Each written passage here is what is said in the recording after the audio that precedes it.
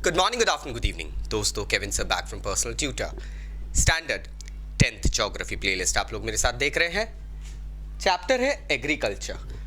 Topic जो मैं discuss करने वाला हूं आपके साथ वो इस चैप्टर की ओपनिंग में आता है और अक्सर बोर्ड्स में भी आपको ये क्वेश्चन आ सकता है। India N agricultural country, India को एक एग्रीकल्चरल कंट्री की उपाधि क्यों दी गई है? What are the reasons that India is claimed to be an agricultural country or a country that has its base in agriculture? Let us have a look on it. सबसे पहले हमें ये बात पता होनी चाहिए कि 2/3 पॉपुलेशन इंडिया की है, 2/3 जो जनसंख्या जो इंडिया की है, it's all engaged in agricultural practices, direct या इनडायरेक्ट।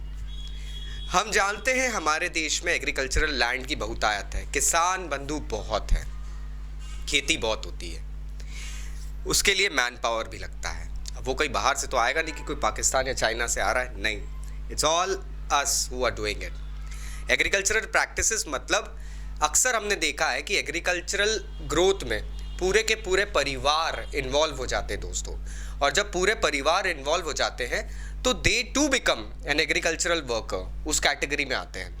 तो इस रीज़न से हमारे यहाँ पे मेजरली जो हमारी पॉपुलेशन है वो 2/3 पार्ट जो आता है पॉपुलेशन का वो एग्रीकल्चरल प्रैक्टिसेस के अंदर आता है। नेक्स्ट, एग्रीकल्चर हमारे यहाँ पे हमेशा से एक प्राइमरी एक्टिविटी रही है। इंडिया में अक्सर हम लोग डायरेक्ट एग्रीकल्चर्ड प्रोडक्ट्स यूज़ करते हैं। हम सब्जियाँ जाके लेते हैं, हम फ्रूट्स खरीदते हैं, हम ग्रेन्स खरीदते हैं। ये सभी चीज़ें जो है, ये फूड और फूड ग्रेन्स जो है, ये एग्रीकल्चरल आउटपुट्स होते हैं और ये हमारी एक प्राइमरी एक्टिविटी भी है। क्योंकि अगर आपके पास ज़मीन है, हम जानते हैं आप लोगों में से कितने लोगों ने अपने घर में किचन गार्डन्स का कंसेप्ट देखा होगा। I really did because my mummy when she was alive she did it.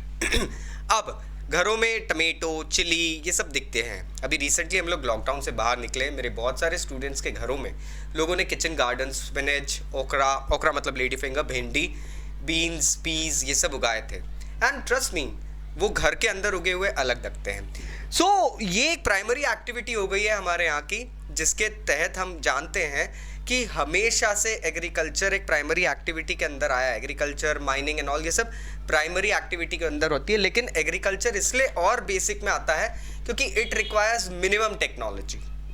Next, raw material.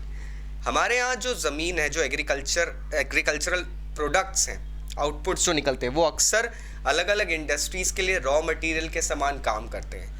Cotton, jute ये सब हमारे यहाँ टेक्सटाइल इंडस्ट्री के लिए काम करते हैं। टेक्सटाइल इंडस्ट्री का रॉ मटेरियल यही बनाते हैं। शुगर इंडस्ट्री जो कि दुनिया की बड़ी इंडस्ट्रीज़ में से एक होती है, उसके लिए जो शुगर केन होता है वो भी एक एग्रीकल्चरल प्रोडक्ट होता है। तो दोस्तों ये एग्रीकल्चरल रॉ मटेरियल प्रोडक्ट्स के रॉ मटेरियल कैटेगरी के अंदर आते हैं। फॉरेन एक्सचेंज कमाने का एक बहुत बड़ा ज़रिया एग्रीकल्चरल प्रोडक्ट्स है दोस्तों।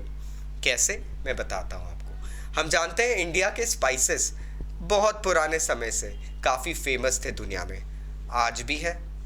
If you have any relatives in foreign countries abroad और if you have visited there, you will definitely come to know. I was amazed to see Indian spices in the supermarkets of America. वहाँ पे supermarkets में, Europe के supermarkets में, in fact London supermarket में, England के supermarkets में आपको Indian spices packed मिलते हैं। And trust me, they are not as cheap as we get them in India. हमारे यहाँ जितने सस्ते नहीं मिलते हैं दोस्तों। हमारे यहाँ के स्पाइसेस, टी, कॉफ़ी ये सब फॉरेन जाके काफ़ी अच्छे दामों पे बिकते हैं। इस कारण से ये एक्सपोर्टेड प्रोडक्ट्स की कैटेगरी में भी आते हैं दोस्तों, और इससे डायरेक्टली हमको एक अच्छी फॉरेन करेंसी या फॉरेन की इनकम होती है। सो अब आपको मेरे ख्याल से एक अच्छा खासा टॉपिक मिल चुका है लिखने के लिए एग्जाम में, कि अगर टॉपिक आ जाए why is India considered an agricultural country, so आराम से आप इसके अंदर 100 to 150 वर्ड्स का एक पैराग्राफ बना सकते हैं।